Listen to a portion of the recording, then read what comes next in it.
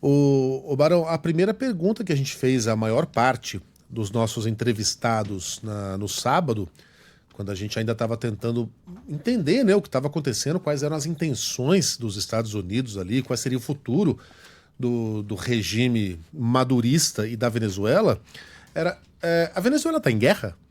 Há uma guerra no nosso vizinho? E ninguém sabia responder exatamente se sim ou se não, porque os militares entraram, levaram o Maduro e não ficou ninguém ali tomando conta do país, do palácio, meio que como se Maduro tivesse sido abduzido. Né? Alguém que não acordou naquela madrugada encontrou um país mais ou menos igual ao país do dia anterior, só que sem Maduro. E ontem tivemos uma posse da vice de Maduro, né? Da figura que foi escolhida por ele, com direito a discurso do filho de Maduro. Né? A oposição não foi nem levada em conta. Maria Corina foi descartada, né? Como se fosse um pedaço de um papel de bala. Edmundo Gonçalves, quem? O governo todo ele formado por madurismos, uma espécie de maduristas, de madurismos, madurismo sem Maduro. Né? E os Estados Unidos, a gente meio que não sabe como é que vão administrar esse pedaço de terra aqui ao lado do Brasil, chamado Venezuela. Vai ser isso, né? As petrolíferas vão lá, se instalam de volta, exploram o petróleo e os políticos ligados a Nicolás Maduro seguem tocando a Venezuela como sempre tocaram. Ô Barão, o que a gente tem de novidade em relação a isso? Falou-se sobre a possibilidade de eleições livres com a participação da oposição, ou os Estados Unidos governarão por meio de prepostos? No que a gente evoluiu nas últimas horas?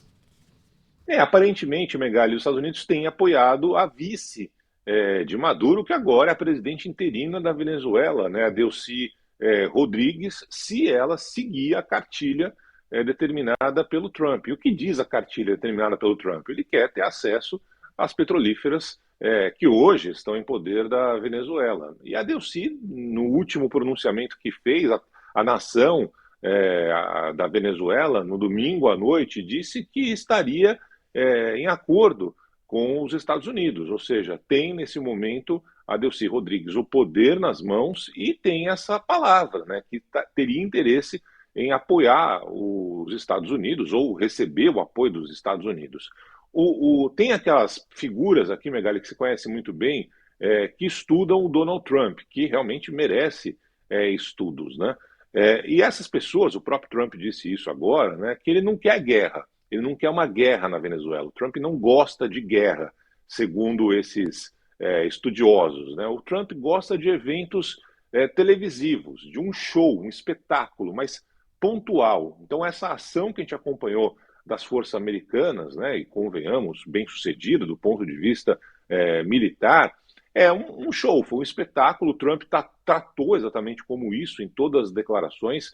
Ele assistiu ao vivo essa virada de sexta para sábado, né, quando as tropas americanas invadiram o bunker onde estava ali, o quartel onde estava o Maduro, mataram os agentes de segurança, sequestraram, tiraram o Maduro da cama com a esposa Cília Flores. Então, ele viu tudo isso como um espetáculo de televisão. E ele literalmente falou isso durante a entrevista primeira que concedeu após a ação militar dos Estados Unidos. Aí, se você for pegar matar, por exemplo, Bagdad, matar Soleimani, matar Muhandis, que foram personagens aí mais recentes do terrorismo, mortos em ações americanas pontuais determinadas pelo Trump, bombardear Fordo, Natan, Stafan, tudo isso no Irã, e agora Maduro, tudo isso faz parte justamente da estratégia do Trump. Ele não quer guerra, ele não quer períodos longos que tem um desgaste natural já visto aqui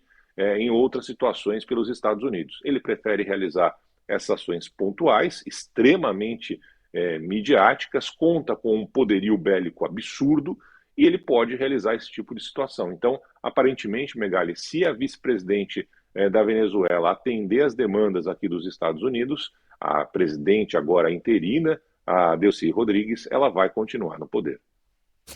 Barão, eu queria também te ouvir sobre essas manifestações do Trump em relação à Groenlândia, especialmente, Colômbia, mas também México, porque se cria, né, uma tensão. A gente sabe do modus operandi do Trump, que é atirar para gerar esse burburinho, gerar essa manifestação e alguma movimentação de líderes, né, em relação às suas falas, mas o quanto a gente deve acreditar, até pela já resposta tanto de Petro quanto da primeira-ministra da Groenlândia, falando um pouco mais sobre o que pode vir a acontecer a partir dessa sensação de empoderamento, né, que Trump também sente a partir de agora nesse movimento na Venezuela. Carol, acho que a situação é muito mais pessoal, né? A gente falava ontem aqui que o Trump só decidiu fazer o que fez na Venezuela porque viu Maduro dançando no mesmo estilo que ele dançava nas campanhas aqui que levou o Trump de volta à Casa Branca, né? O Trump falou exatamente o que ele falou ontem, anteontem, foi exatamente o que ele falou há um ano. E nada aconteceu nesse um ano de lá para cá. Pode ser que amanhã ele determine algum tipo de ação militar? Pode ser, mas não é tão simples assim. Não é uma situação, digamos, como não foi na Venezuela, mas aí tem uma questão de ego mesmo, né, muito forte de Donald Trump e um telefonema que o Trump deu como um ultimato para o Maduro. Mas é absolutamente imprevisível saber qual vai ser o próximo passo do Donald Trump. Ele vai fazer agora um ano no poder. Nesse um ano tivemos uma revolução como se ele tivesse 50 anos no poder.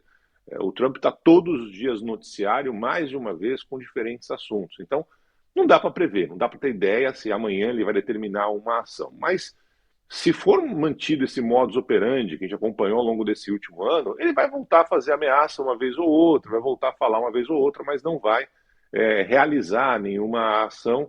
É um pouco desse morde-a-sopra que a gente acompanha do Trump. A não ser que pegue no fígado dele, como pegou aparentemente as dancinhas que o Maduro acabou realizando na Venezuela logo depois do ultimato que ele deu. Ele telefonou para o Maduro para ele deixar o poder, ele sair de uma forma digna, ir para algum país que pudesse recebê-lo. O Maduro não atendeu essa demanda do Trump e simplesmente acabou debochando na visão do presidente dos Estados Unidos.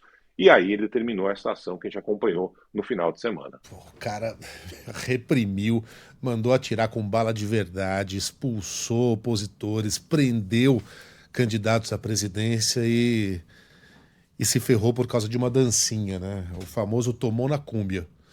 E o Barão volta daqui a pouquinho, às 11 horas da manhã, no Band News Station. Até, Barão.